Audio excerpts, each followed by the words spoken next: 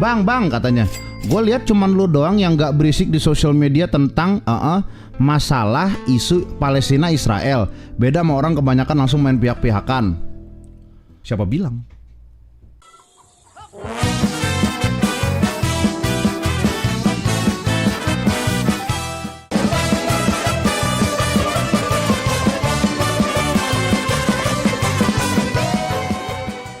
Gini, soal isu soal peperangan ya, which is sesuatu hal tentang Palestina sama Israel. Gua kalau mau ribut atau kalau mau rame, lihat dulu sosmednya, Pak. Soalnya ketika ada peperangan baik Palestina, Israel, Rusia, Ukraina, itu pasti ada namanya buzzer, dan di sosial media pasti ada shadow ban. Ini fakta ya. Ini gua ngomong secara technical. Ya kan? Secara technical. Saya kalau di Twitter, kalau gue lebih tepatnya kalau gue sih nggak berpihak. Tapi kalau mau komentar tentang hal ini, gue pilih-pilih website ya.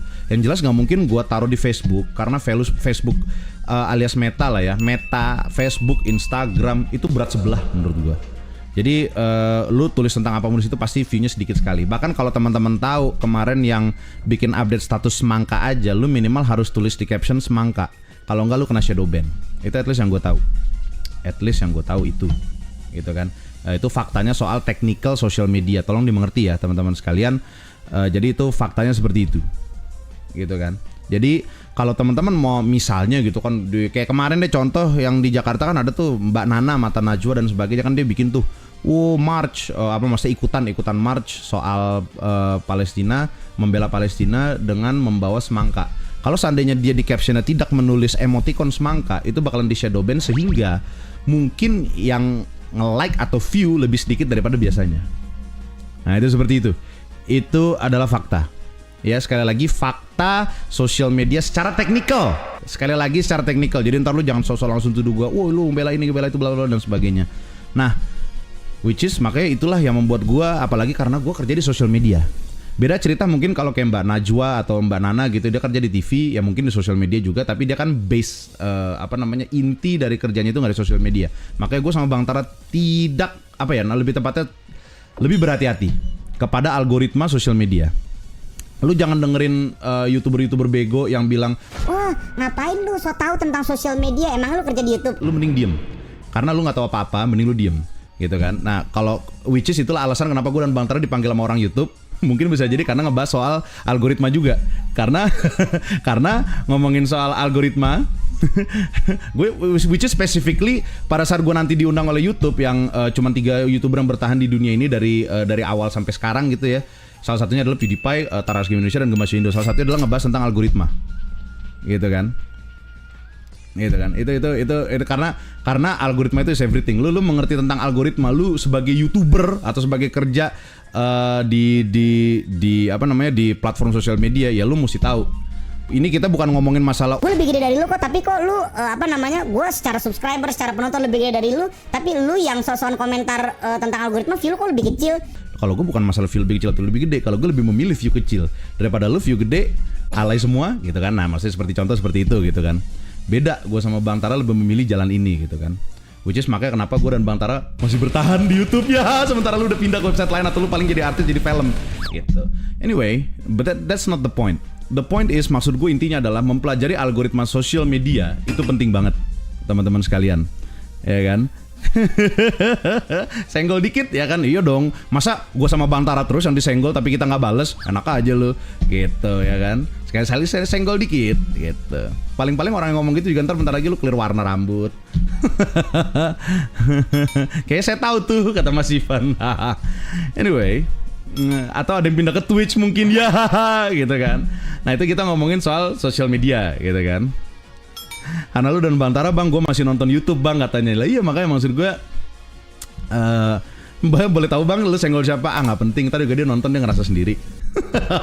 Tapi anyway, balik lagi, ngomongin lagi tentang social media gitu kan. Jadi pentingnya mempelajari algoritma. Teman-teman sekalian ngomongin YouTube aja, seperti contoh MrBeast.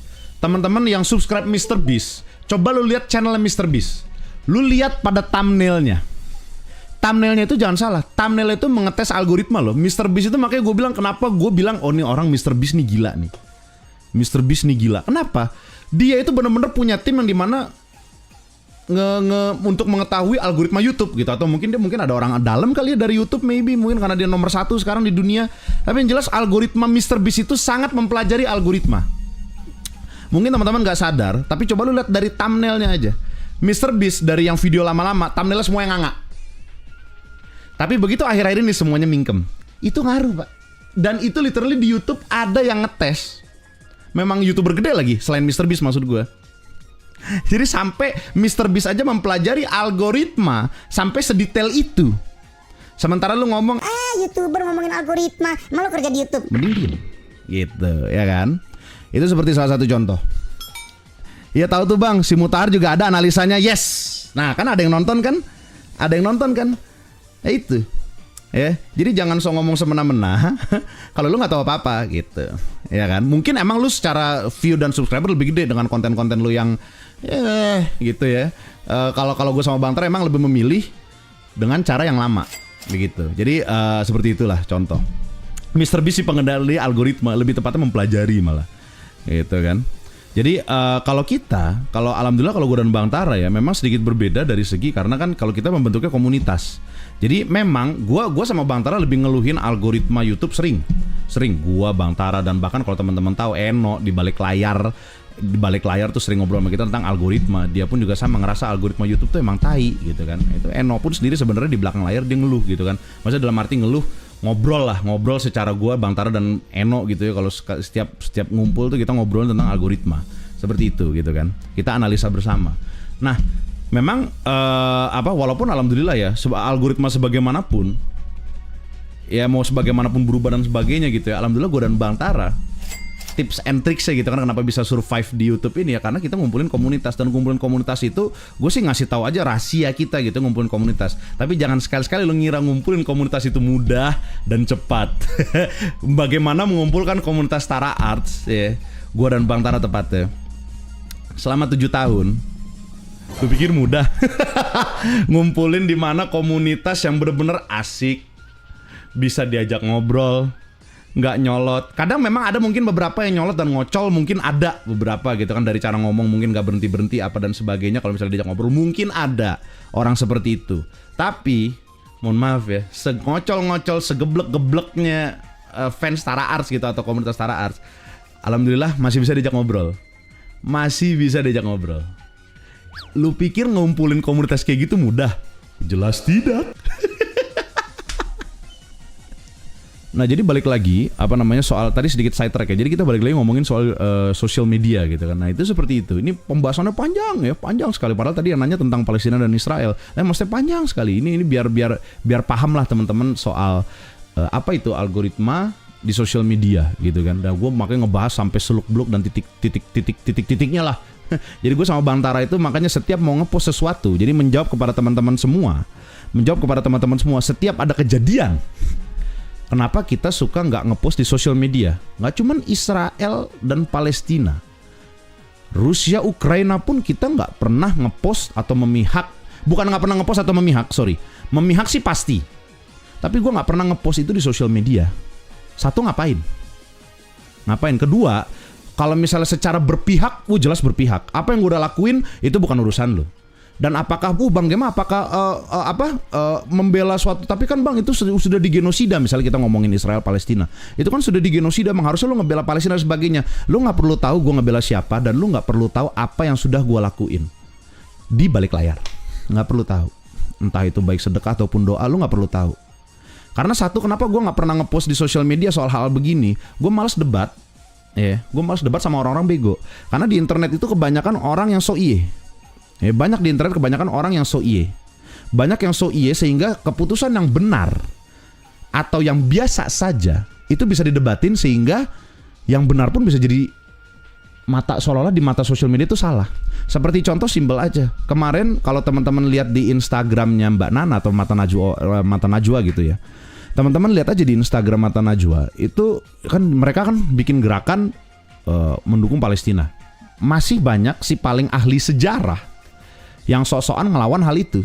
Which is itu terjadi juga di Twitter. Makanya gue males mau ngebahas soal ini si paling sejarah, males banget gitu kan. Males ngedebat orang-orang kayak gitu, males gitu. Bahkan gue ngepost sesuatu tentang Imam Syafi'i aja pada saat di live stream masih ada yang memperdebatkan waktu itu ya. Mesti ini contoh.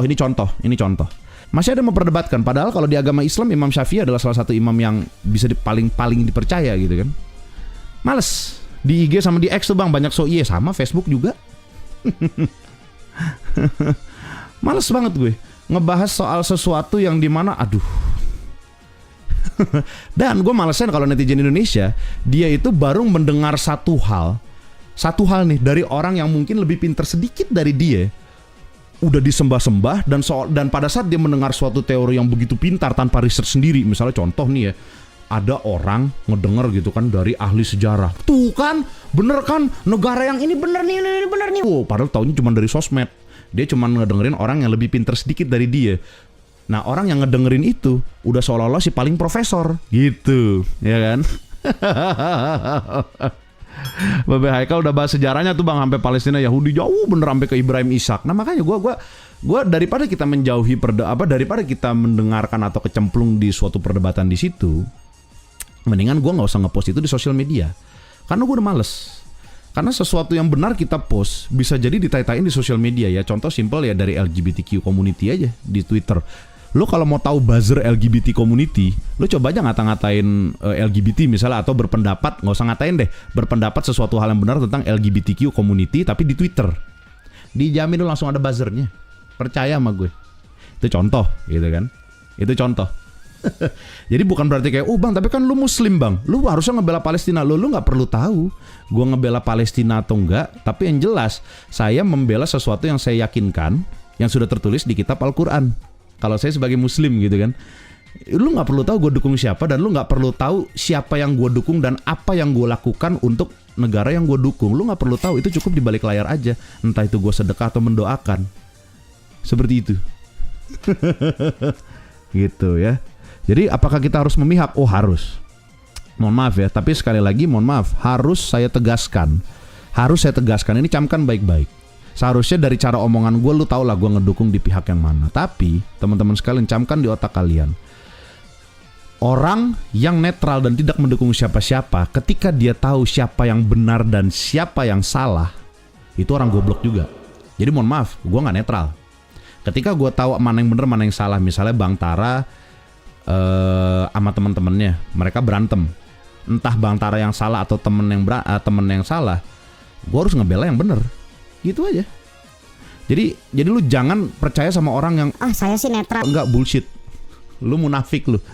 Karena lu tahu mana yang bener mana yang salah, gitu kan.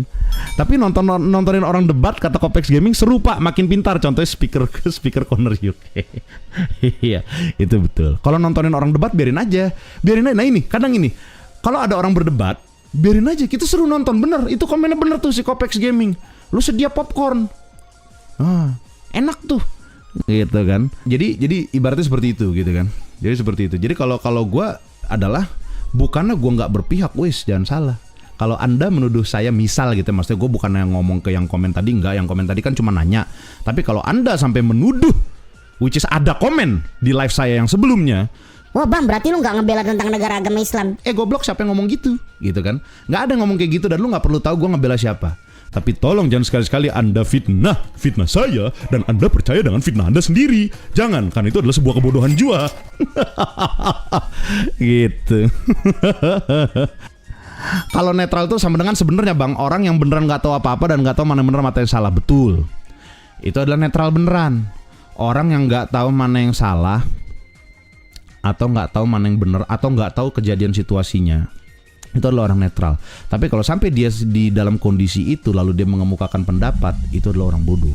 Jadi jangan pak, kalau nggak tahu nanya atau cari di Google, atau yang ketiga nih yang paling bener, diam.